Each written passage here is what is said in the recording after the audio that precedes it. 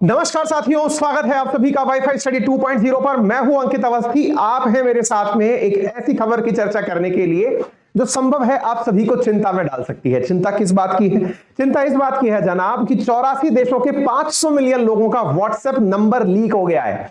यानी कि आप भी उसमें शामिल हैं, क्योंकि 60 लाख भारतीय भी ऐसे हैं जिनका व्हाट्सएप नंबर सेल पर उपलब्ध है। आप कहेंगे सर, आप आए दिन कोई ना कोई ऐसी खबर सुना रहे होते हैं। कभी आप सुनाते हैं कि भाई मेटा का डेटा लीक हो गया है। देखिए, व्हाट्सएप नंबर लीक होना बहुत बड़ी बात होती है। अक्सर हम ये मानते हैं किसी व्यक्ति का व्हाट्सएप नंबर अगर आपके पास है तो उसके साथ थोड़े आपके व्यवहारिक संबंध ज्यादा अच्छे से बन रहे होते हैं, क्योंकि आप थोड़ा उसे निजी नंबर के रूप से कंसीडर करते हैं।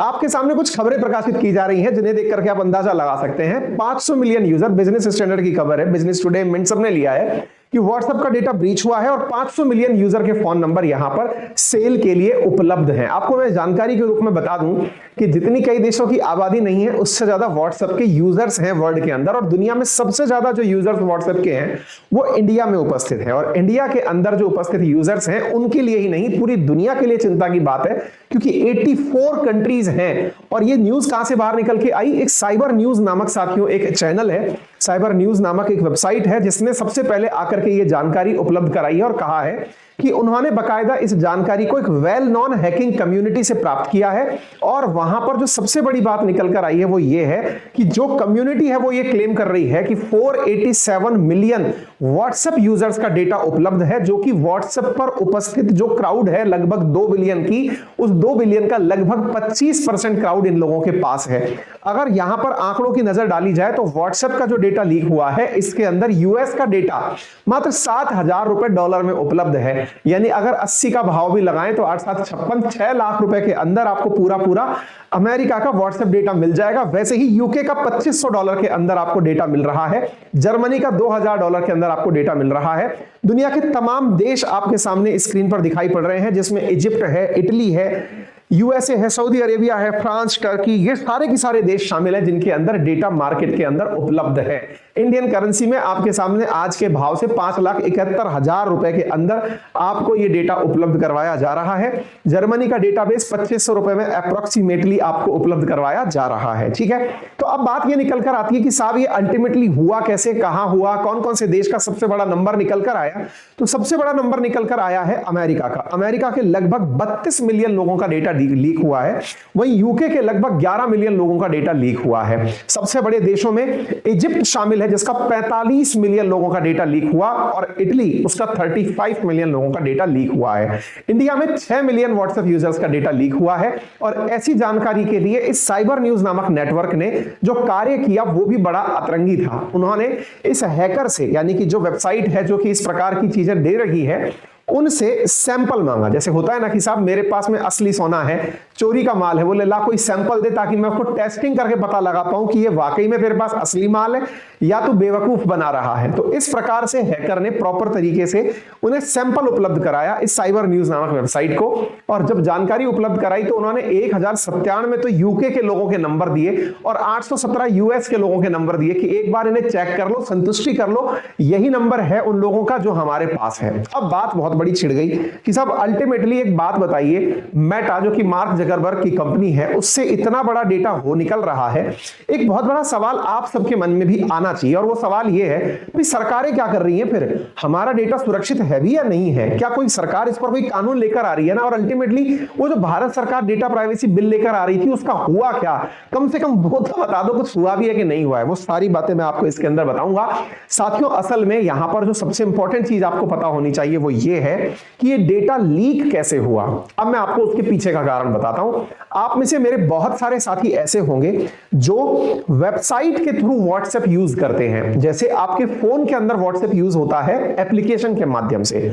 आप में से बहुत सारे मेरे मित्र और सुनने वाले लिसनर ऐसे हैं जो वेबसाइट के माध्यम से व्हाट्सएप चलाते हैं, यानी कि वेब व्हाट्सएप यूज करते हैं। आप जब वेब व्हाट्सएप यूज करते हैं तो बहुत सी वेबसाइट ऐसी होती हैं जिनको आपने कुकीज की परमिशन दे रखी होती है, यानी कि पैरेलली एक वेबसाइट पर व्हाट्सएप चल रहा है, उसी के बगल के आइकन में एक और वेबसाइट खुली हुई है, वहां पर दूसरी वेबसाइट चल रही है। दूसरी वेबसाइट के माध्यम से इस वाली वेबसाइट पर या इस वाले फॉरम में आपने जो चला रखा डेटा है, वहां से ये डेटा ग्रैब किए गए हैं, ये जानकारी निकलकर आई है और इस प्रक्रिया को स्क्रैपिंग नाम दिया गया है। यानी कि ये जो डेटा ब्रीच हुआ है ना, इसके पीछे असल में मेटा के डेटा हाउस से, यानी कि मार्क जकरबर्ग की कंपनी से डेटा नहीं निकला है। माना यह जा रहा है कि जो वेब पेजेस हैं उन पर जो डेटा है उसको, उसके स्क्रैप को उठाया गया। स्क्रैप असल में कहते हैं कि इसको, जैसे मान लीजिए कि कोई फैक्ट्री है, उसका कोई माल बच गया, जैसे कि कोई आयरन स्टील की फैक्ट्री है, उसका कोई प्रोडक्ट है जो बच गया या यूज में नहीं आ रहा, तो वो उसको आप स्क्रैप में काउंट कर लेते हैं। लेकिन इसी प्रकार से यहां पर जो स्क्रैप की बात की जा रही है, वो व्हाट्सएप की वेबसाइट जो आपने वेब पर यूज की, उसके डेटा को स्क्रैप के रूप में कंसीडर किया जा रहा है। व्हाट्सएप यूजर का ये डेटा रिस्की इसलिए है क्योंकि अब यहां से बहुत सारी परेशानियां निकल कर आती हैं। क्यों? आप में से कुछ लोग ये कहते हैं, अजी बढ़िया है सर, मेरा अगर किसी के पास में व्हाट्सएप नंबर चला भी जाए तो क्या ही फर्क पड़ जाएगा, 2 हाय हेलो लिखकर भेज देगा, ज्यादा से ज्यादा मुझे मैसेजेस कर लेगा, इधर उधर की बातचीत भेज देगा। जी सर कोई नहीं, मेरी प्राइवेसी कोई दिक्कत नहीं है, करो यूज, जिसके पास गया कोई दिक्कत नहीं है। जनाब नहीं, आपके नंबर पर, आपके व्हाट्सएप कॉन्टैक्ट के ऊपर जिस प्रकार का ब्रीच किया जा सकता है, उनमें सबसे बड़ी चीज है स्पैमिंग, यानी आपके डेटा को स्पैम किया जा सकता है। स्पैम का मतलब क्या होता है? आपके पास अनजान नंबर से पता चल रहे हैं, मैसेज आने शुरू हो गए, बोले क्या ही फर्क पड़ गया सर, मैं पढ़ने के लिए तैयार हूं, दे दो मुझे तो आप। अजी साहब ऐसा नहीं है। असल में मुसीबत यह है कि आपको जब स्पैम किया जाएगा ना, तो बहुत सारे ऐसे नंबर्स के साथ आपको ऐसी वेबसाइट भेज दी जाएंगी जिन्हें आप क्लिक किए बिना रह नहीं पाएंगे। और जैसे ही आप क्लिक करेंगे ना, आपके अंदर मोबाइल में जो मोबाइल का डेटा है, या फिर आप मोबाइल के थ्रू यदि पेटीएम, फोन पे या कुछ भी पैसे के लिए काम यूज करते हैं, संभव है वहां का डेटा उड़ जाए। संभव है कि आपका फोन पूरा की पूरा ज़ॉम्बी बन जाए, हो सकता है आपका फोन पूरा की पूरा बोटनेट बन जाए, यानी कि एक प्रकार से ऐसी प्रक्रियाएं आपके फोन में चालू हो जाएं जो आपको पता भी ना चले। कहते हैं ना, जैसे पेगासस क्या करता था, आपको पता भी नहीं चलता था और आपके मोबाइल का कैमरा ऑन अपने आप, ऑडियो ऑन अपने आप, सारी बातें सामने वाला सुन रहा है। फिशिंग अटेम्प्ट्स किए जा सकते हैं, आपके मोबाइल में भर भर के कुछ गंदी चीजें डाल दी जा सकती हैं। बहुत सारे टेली मार्केटिंग के मैसेजेस आपके मोबाइल पर आ सकते हैं। संभव है कि आपकी आइडेंटिटी थेफ्ट हो जाए, कुछ ऐसी साइबर क्रिमिनल एक्टिविटीज आपके थ्रू हो जाएं। जैसे बहुत बार आपने सुना होगा कि बहुत सारी फिल्मों में भी ऐसे दिखाते हैं कि आपका जो मतलब जो व्यक्ति, जो परेशान करने वाला प्राणी है ना, वो रह तो आसपास ही रहा है, लेकिन वो क्या कर रहा है, किसी और के मोबाइल से राउट करके जानकारी दूसरे के पास भेज रहा है। तो हो सकता है कि आपके फोन को वो राउटिंग डिवाइस के रूप में उपयोग कर ले, बैठा आसपास ही हो, लेकिन सामने वाले को पता चल रहा हो कि आपके नंबर से कॉल आ रहा है। विचार करिए, मैं अगर किसी को गलत प्रकार से धमकी दे देता हूं या जान से मारने की धमकी दे देता हूं, मेरा नंबर पता चलेगा, पुलिस में जाके शिकायत करेगा, जांच हो जाएगी। लेकिन व्यक्ति कोई तीसरा है, उसने मेरे फोन का गलत उपयोग किया और मुझे ही नहीं पता, मेरे फोन से जाता हुआ कॉल दिखाई दे रहा है सामने वाले को और मुझे पता ही नहीं है, और पुलिस पता चल रही है, मुझे जबरन खींच के ले गई कि अरे तुमने ये काम कैसे कर दिया। तो ये जो प्रक्रियाएं हैं ना, ये अपने आप में आपके पर्सनल डेटा ब्रीच में बहुत बड़े नुकसान के रूप में कंसीडर की जाती हैं। ठीक है, तो व्हाट्सएप के नंबर का इस प्रकार से लीक हो जाना, ये अपने आप में देश के लिए भी बहुत बड़ी चिंता है और आने वाले समय में भारत सरकार को इसमें अब ज्यादा देर नहीं लगाना चाहिए। जो डेटा प्रोटेक्शन बिल इतने दिनों से पेंडिंग चला आ रहा है ना, अब उसे फाइनली, ये जो दिसंबर में सेशन शुरू करने जा रहे हैं, इसमें इसको फाइनल मतलब फाइनल इसकी डेस्टिनी तक पहुंचा देना चाहिए। क्योंकि रैनसमवेयर हो सकता है कुछ ऐसा कर दे व्यक्ति कि आपको मेल मैसेज भेज करके कुछ ब्लैकमेलिंग कर दे। जैसे रिसेंट डेज में आजकल क्या हो रहा है, बहुत सारे लोग क्या कर रहे हैं, फोन करके सामने वाले को धमका दे रहे हैं। धमका कैसे दे रहे हैं? क्योंकि इस प्रकार से नंबरों का मिल जाना, व्हाट्सएप नंबरों का मिल जाना। अब सोचो, इंडिया में कोई बैठा हुआ व्यक्ति है, कोई अपराधी है, उसे कनाडा के किसी व्यक्ति का नंबर मिल गया। अभी रिसेंटली मैं पढ़ रहा था, हमारे राजस्थान की न्यूज़पेपर में, एक अखबार में खबर छपी। क्या खबर छपी कि साहब एक व्यवसायी को कनाडा के नंबर से फोन आ रहा है किसी गैंगस्टर के नाम से कि मैं वो गैंगस्टर बोल रहा हूं। नंबर के आगे वहां का कनाडा का जो कंट्री कोड है वो लगा आ रहा है। अब साहब गैंगस्टर के नाम पर पुलिस में कंप्लेंट दर्ज कराई जा रही है। अब कैसे पहचानोगे?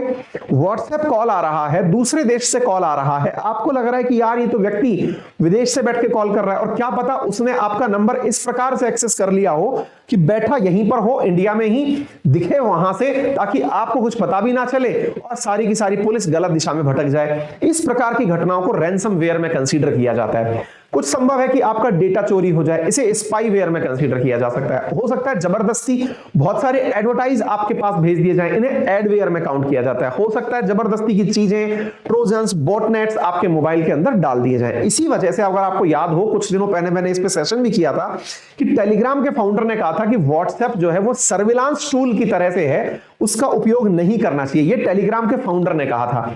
एलन मस्क ने भी लोगों से कहा था कि जो व्हाट्सएप है ये अपने आप में एक ऐसी डिवाइस है, या व्हाट्सएप एक ऐसा एप्लीकेशन है जिसका गलत उपयोग संभव है। यही कारण है कि इन्होंने सिग्नल नामक एक मैसेजिंग वेबसाइट थी उसको प्रमोट किया था। और एक बार आपको याद होगा मैंने मेटा का जो डेटा है वो लीक होने की घटना करी थी, आपको बताई थी, जिसमें मेटा ने खुद ने यानी मार्क जकरबर्ग ने आज से लगभग 1 महीने पहले खुद से यह स्वीकार किया था कि भाई हमारा डेटा लीक हो चुका है, लगभग 1 मिलियन लोगों का डेटा लीक हो चुका है, इसलिए आप सभी लोग अपने अपने पासवर्ड वगैरह बदल लें। यानी इतने बड़े स्केल पर यह डेटा लीक होता है। अब क्या सवाल बनता है, सर ये फेसबुक वालों या मेटा वालों के साथ ही होता है क्या? हाँ, लगता तो ऐसा ही है। आपको बहुत सारी खबरें ऐसी दिखाई दे जाएंगी, फेसबुक का डेटा लीक हुआ, 500 मिलियन अकाउंट में मतलब फाउंड वो हो गया।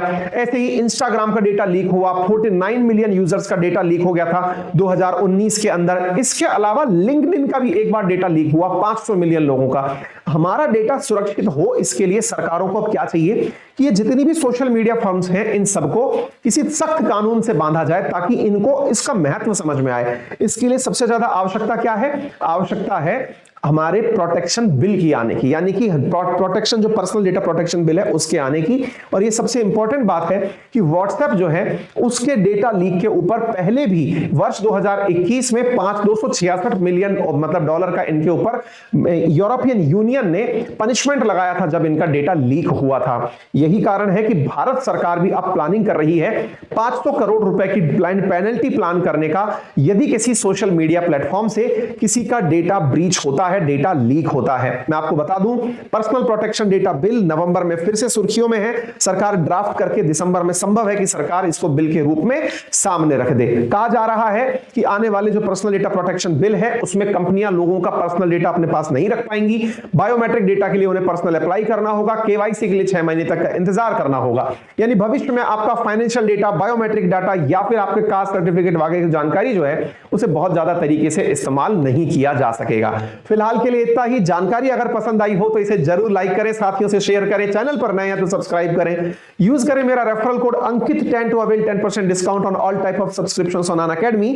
अनअकैडमी पर इंडिया के टॉप एजुकेटर्स के द्वारा आप लोगों के लिए बेहतरीन कोर्सेज लिए जा रहे हैं। फिलहाल 24 नवंबर से शुरू हुए बैचेस में भी आप पार्टिसिपेट कर सकते हैं और 1 दिसंबर से जो नए बैचेस शुरू हो रहे हैं उनमें भी आप शुरू बैच शामिल हो सकते हैं। सबसे इंटरेस्टिंग बात मैं आपको बता दूं, अनअकैडमी के कोर्सेज को आप 4364 रुपए प्रति मंथ 0% इंटरेस्ट रेट के साथ EMI ऑप्शंस के साथ प्राप्त कर सकते हैं। फिलहाल के लिए इतना ही। अपना ख्याल रखें। धन्यवाद।